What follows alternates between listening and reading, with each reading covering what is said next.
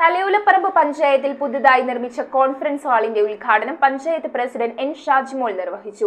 15 ലക്ഷം രൂപ ചിലവഴിച്ചാണ് കോൺഫറൻസ് ഹാളിന്റെ നിർമ്മാണം പൂർത്തീകരിച്ചത്.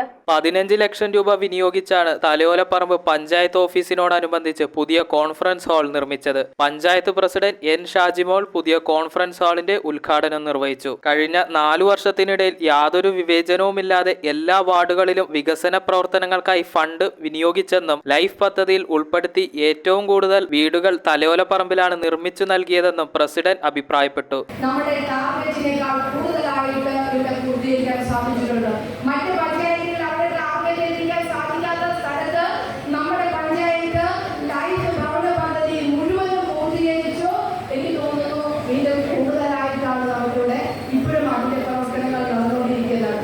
Panchayat vice president Lisamma Joseph ചടങ്ങിൽ അധ്യക്ഷയായി. പഞ്ചായത്ത് അംഗങ്ങളായ ആശിഷ്, അഞ്ജു ഉണ്ണികൃഷ്ണൻ, ഷിജി വിൻസെന്റ്, അനി ചെള്ളാങ്കൽ, രാഷ്ട്രീയ കക്ഷി നേതാക്കളായ K Selvaraj, doctor CM Kusuman, block panchayat അംഗങ്ങളായ Selinama George, Thankamma Varghese, farmers bank president MJ George, panchayat അംഗങ്ങൾ, രാഷ്ട്രീയ പാർട്ടി പ്രതിനിധികൾ, പഞ്ചായത്ത് സെക്രട്ടറി രാജേഷ് ജോസ്, പഞ്ചായത്ത് ജീവനക്കാർ, ഹരിതകർമ്മസേന, കുടുംബശ്രീ അംഗങ്ങൾ തുടങ്ങിയവർ ചടങ്ങിൽ സംബന്ധിച്ചു. News bureau, Vaikom.